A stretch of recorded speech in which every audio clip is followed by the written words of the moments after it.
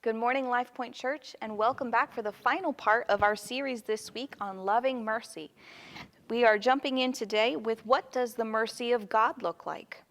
The word that we use often and misunderstand often is mercy. How many of you have ever said, "Lord, have mercy"?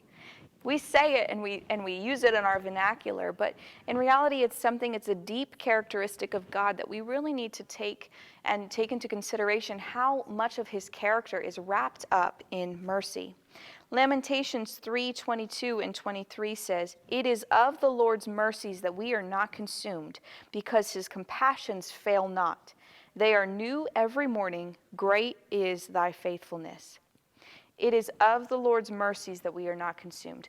What is it in God's character that causes him to look with love on us after we've hurt him so many times?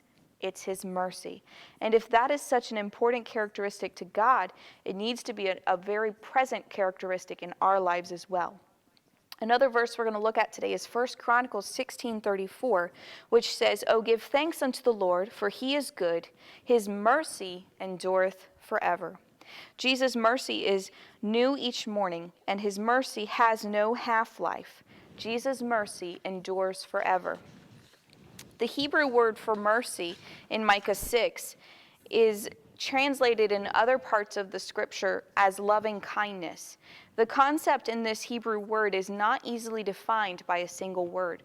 So we can't just look at the love mercy aspect and think of one word, but we have to kind of wrap our minds around a very big idea, a very big part of God.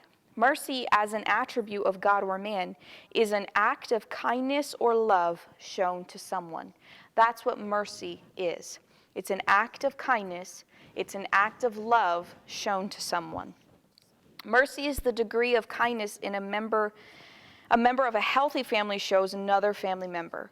If a grandchild calls you up to say, "Hey, I'm out of gas on the corner of 6th and Grand," what do? We act. We jump in the car, we race over there, we help them out. That's an act of mercy. In the same way, if a longtime friend calls you up and says, "So I'm moving on Saturday and could really use some help," and what do? We fit it into our weekend plans. That's an act of mercy. Those are expressions of the mercy inside of us. You see, those who love mercy show similar kindness to those who are not family members or close friends. This is the difference between simply having mercy in your life and showing it to others and loving mercy. God's mercy and loving kindness are not limited to those near him. Those who love mercy have decided to treat everyone as they would a sibling, a parent, a child, a grandchild, or a close friend. In other words, if it wouldn't come out of your mouth aimed at your child, why should it come out of your mouth aimed at the cashier behind the register? If it wouldn't come out of your mouth aimed at your parent, why would you lay your hand on the horn in anger at the person in front of you? That's what loving mercy is.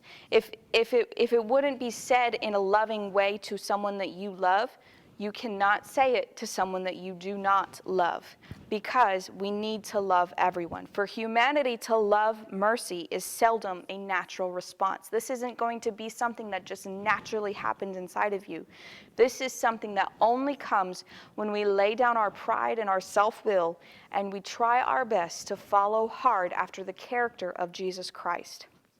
You see, this is how we spread the gospel. This is how we show Christ to a world that doesn't know who he is. We show mercy, and we don't just show it to the people that we love and those around us that we care about. We don't just show it to the people in our church, but we show it to everyone. We love mercy to the point that it affects every decision that we make, whether we're talking to our father, or we're talking to our mother, or we're talking to someone on the customer service line after we've waited half an hour on hold and we're frustrated.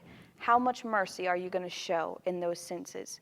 It matters. It matters to Christ. It matters in your walk with God. So this week, as we go through the weekend, I encourage you, whatever activity you have planned for this weekend, I hope it's a great one, and I hope that you take the opportunity to show mercy and show Christ to those around you. God bless you. I'll see you on Sunday for an awesome worship service.